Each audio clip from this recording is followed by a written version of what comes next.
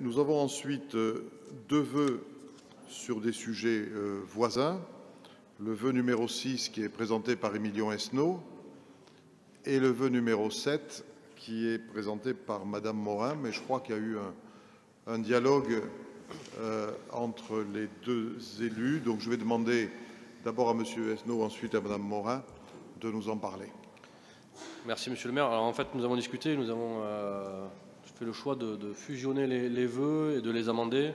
Nous vous proposons du coup, comme il y a beaucoup de modifications, de relire simplement le vœu, et en commençant par Madame Morin si elle le souhaite. La parole est à Madame Morin.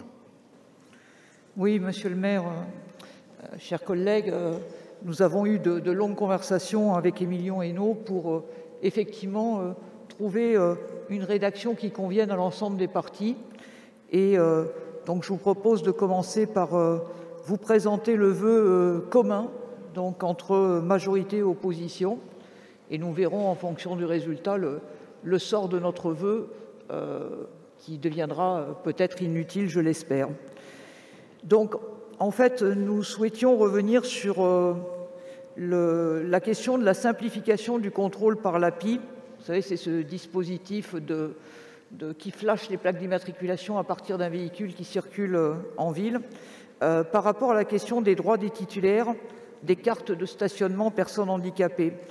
Lors du conseil municipal du 21 octobre dernier, a été adopté le lancement d'un travail préparatoire en vue de mettre en œuvre un contrôle du stationnement par un système donc, de lecture automatisée des plaques d'immatriculation. Le contrôle du stationnement par l'API devrait permettre de lutter efficacement contre les véhicules n'ayant pas rempli leurs obligations vis-à-vis de la redevance d'occupation du domaine public, en améliorant le taux de turnover des véhicules et en libérant ainsi des places de stationnement pour les Toulousains, notamment pour les personnes à mobilité réduite, en tout cas c'est l'espoir.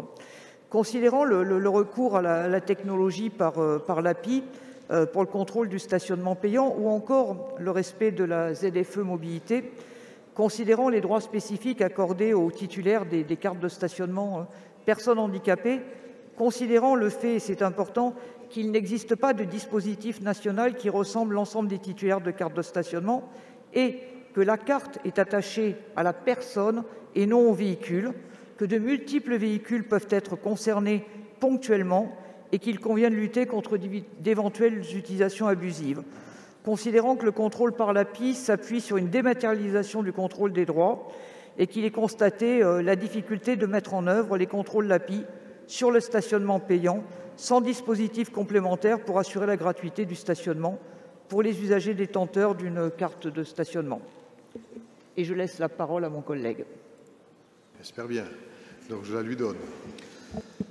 Donc en conséquence de quoi le Conseil municipal de Toulouse, réuni le 1er avril 2002, décide donc 2 articles. La ville de Toulouse propose à l'État de venir contribuer au groupe de travail de la DMA dévolu à la question des contrôles automatisés de véhicules transportant ou conduits par des personnes titulaires de la CMI stationnement ou de la carte européenne de stationnement. Dans ce cadre, nous proposons que la ville soit représentée par un élu de la majorité et un élu de la minorité. Deuxième article, la ville de Toulouse demande à l'État la mise en œuvre rapide d'un dispositif national dématérialisé permettant à la fois de faciliter les contrôles automatisés par l'API de tous les véhicules transportant ou conduits par les personnes titulaires de la CMI stationnement ou de la carte européenne de stationnement et d'assurer le respect des droits à la gratuité du stationnement pour les détenteurs de CMI stationnement ou carte européenne de stationnement, personnes handicapées, simplement de manière accessible et adaptée aux titulaires. Merci. Donc je pense que nous sommes d'accord là-dessus. Je vous propose donc le vote de ce vœu désormais commun. Qui ne participe pas? Qui s'abstient? Qui vote contre? Donc le vœu est adopté. Convergence par Madame Morin. La seule convergence avec l'opposition par rapport aux autres vœux, qui l'eût cru? Donc félicitations. C'est sur cette tonalité sympathique que je vous propose de lever la séance en vous souhaitant une bonne soirée.